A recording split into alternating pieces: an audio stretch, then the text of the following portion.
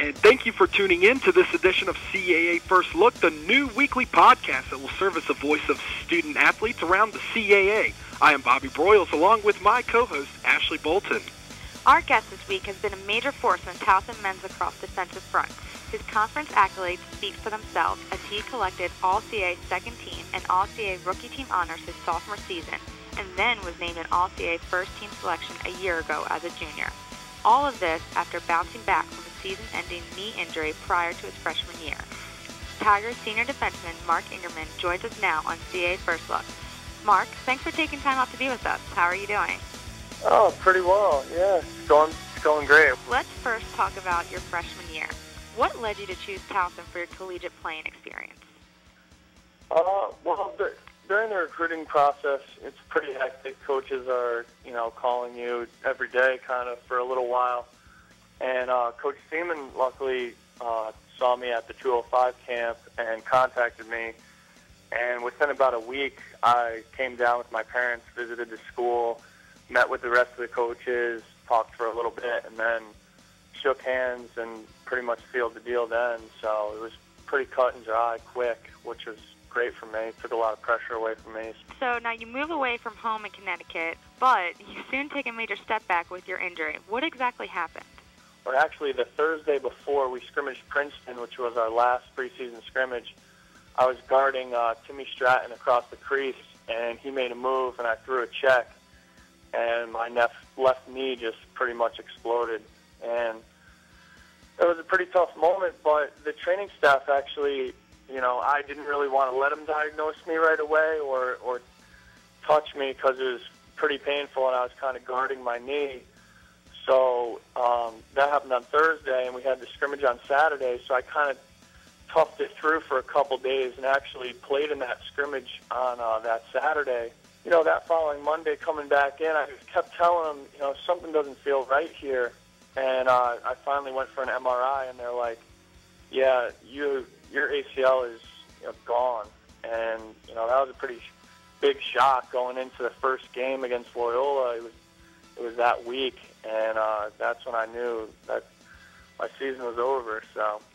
Yeah, that's rough. And when you found out that you weren't able to play and that was going to be your first season, what was really your first reaction?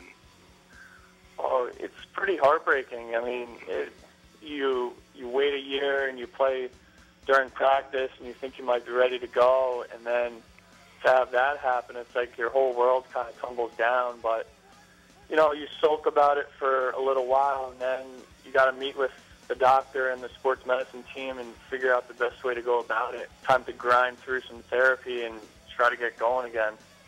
And talk about that. Take us through that therapy a little bit of the rehab, especially physically, and then mental, and also the mental part, being able to trust that knee again. Well, in the beginning, it's pretty tough, but actually, my mom came down and stayed with me for a week after the surgery, and she's a nurse herself, so she was kind to me, but after a few days, she was like, you're getting up, get on the crutches, go get your own ice bag, like, it's time to go. So that really... So Mom didn't baby you at all? No. Maybe the first day after surgery, I was like, oh, what do you want to eat? I'll go pick you up something. But then, a couple times I'd wake up in the middle of the night just with a throbbing knee. And I would look over at her, and she would just be like, well, do something about it. So... Now, Marc, you were chosen as a captain this year, so you're obviously viewed as a leader on the team. What do you see as your role on the team? Well, it's interesting because I'm a pretty quiet guy around the team and in practices and, even in the games. I kind of try to lead by example, and I hope I'm doing a pretty good job at that. And, that's tough because there's a lot of things I want to say, and, it just doesn't come out for me, and maybe it's like a little bit of a confidence issue, that I'm trying to work through, but, I try to go hard every day, in practice and in the games and kind of lead by example, and I'm able to talk with my other defensemen and the goalie and really work through some things. Now, lacrosse has been probably one of America's fastest growing sports, and it's certainly had a major impact in the Maryland area. In your opinion, how do you feel the sport of lacrosse is now being viewed nationwide? I think the sport of lacrosse is just growing rapidly, as you said, and I think it's becoming, a lot more popular. And, when I started out, even through the recruiting process and everything, I really didn't play on a summer travel team that, goes around and gets viewed by all these coaches, plays in big tournaments, and I think that's really going to grow the game. And, it allows kids to play, almost all year round. And, in Maryland, I'm pretty sure they probably do play all year round now. And I just think it's great, the exposure we're getting, a lot of TV games, ESPNU, ESPN3, the local stations are covering it, and it's really growing. Once again, Marc Ingerman, senior defenseman from Towson University, joining us. Marc, we did a little bit of research on you. We hear that one of your favorite movies is 300. Do you watch that before every game or get into that Spartan warrior mindset before hitting the field? I do think back a little bit on it every once in a while, and just how heroic and the strength that those guys show during the movie. It's something to take away from it and sort of build on, We also saw that you aspired to be a physician assistant one day, and that 2 years ago you became an EMT. What led you to your decision to become an EMT?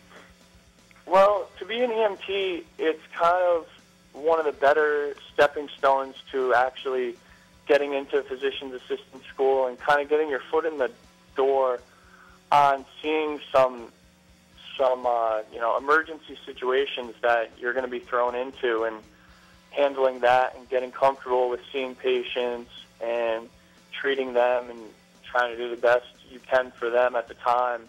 And now, do you think there's anything you can take away from your EMT experience that has translated into your success in the lacrosse field? Well, I wish they gave me a chance. This past week, actually, we kind of had not an accident, but one of our guys got hit with a shot and split his eyebrow open. So I kind of got that little rush inside, and I was, trying to help. But Coach Nadlin settled us down and got him off, and we just kind of kept practicing after he was in the care of the sports medicine team. So. All right, Marc. Well, we're now going to go into our overtime segment. We're going to ask you some fast break questions here. What is your favorite pregame meal that you like to have before the game? Recently it's been Chinese food, actually. Oh. Okay, now being from Connecticut, you're sandwiched right between New York and Boston. So Red Sox, Yankees, or Mets? Mets. And Patriots, Jets, or Giants? Giants. You're on a deserted island and can only have one person and one thing with you. Who and what is it going to be? It would have to be Sean Nadlin, and one thing would be some kind of fire starter. Good. What is the best nickname on your team? It would probably be Chips for Stephen Norris. Okay. Why do y'all call him Chips? He likes to overindulge on, some fried chips. All right, who's the biggest clown on the team? Biggest clown would be Carl Iacona. If you could describe Coach Seaman in one word, it would be? Extraordinary. Or who do you get geared up to play the most in the CAA? Personally, it'd have to be Hofstra. All right, Marc Ingerman, senior defenseman from Towson University. Thank you so much for joining us on CAA First Look today, and good luck the rest of the season. Thank you. Thanks for tuning in to this edition of CAA First Look. If you want to know more about the CAA and their student athletes, visit wearethecaa.com.